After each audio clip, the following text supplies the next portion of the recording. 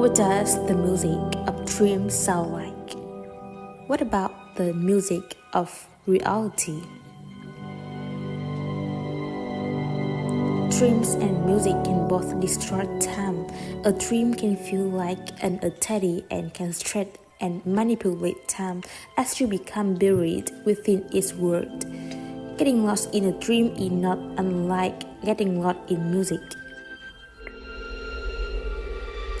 Hansel's score for Christopher Nolan's Inception was therefore perfectly placed to explore the side of dreams, rhythmically real and imagined words in music, but also weaving a thread between the layer of consciousness in the story, binding the two protagonists together across the time. As the film begins, we hear the thread come into existence in form of a sequence of soft piano chords.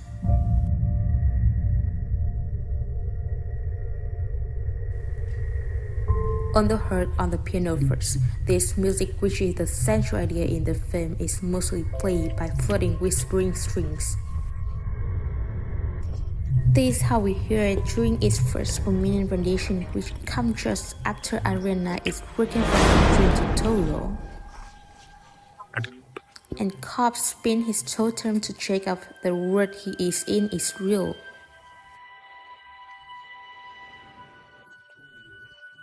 In the school, we hear two solitary fine parts marking out the edges of the harmony in chord sequence that open the film. It is no accident that this musical idea is primarily built around two interweaving string lines, one for Cole and one for his wife, Mo. Although the link hasn't been made yet, we'll soon come to realize that this music is associated deeply with Mao and the part she and Cobb share together in this world and in their world of dreams.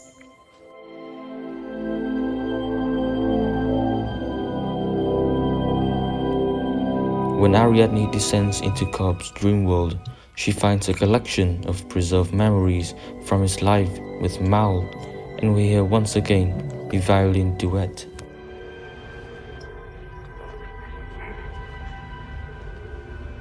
This music exists in a form of stasis, like Mao in these dreams, with these two musical lines feeling like a shadow of something that was once real. The lack of the development of the music from its previous iteration is appropriate here, as in this context, there is nothing that can be added, only taken away.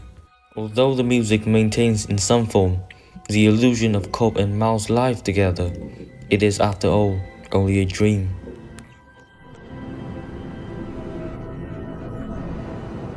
We found that Mal had died by throwing herself off the ledge of the window opposite as she tried to return to her children, to return to what she believed was real.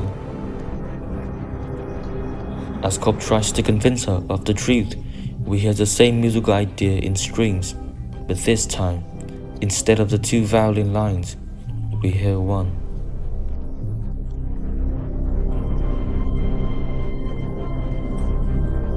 One single line just for Mao and for her version of reality.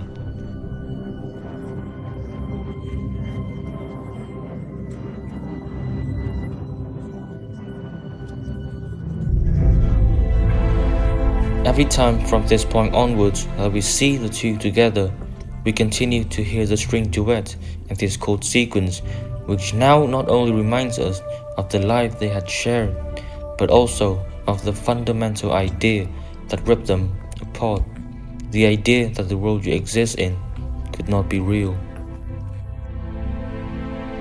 As Cobb's subconscious infiltrates the dream world and as the narrative focuses in on the conflict at the center of his and Mal's relationship, the school begins to contort itself around Cobb and Mal's music. More and more its harmonic and melodic language seeps into the other music in the film. We hear it during the climactic scenes of the story, whose dreams become more wound around Cobb's limbo at the center, but more significantly, this music is heard in an extended cue during the final moments of the story. Cobb, seemingly won, he has planted an idea in Fisher's mind and has earned his right to return home, to see his children, to regain some of the life he had lived with Mal. As he travels home, strings, horns, and guitar repeats over and over the chord sequence that has overshadowed the sound world of Inception. A sequence of chord that reminds us of a broken relationship, but more importantly, forces us to question the meaning of what we are seeing, to ask whether what's being shown to us is real. Cobb enters his family home and sees his children's faces for the first time, and the camera slowly focuses in on the spinning totem on the table. As it does, and as we reach the final moments of the film, the music diminishes, producing again to the two isolated violin lines. This is music we know so well, but is it the music of reality or of a dream?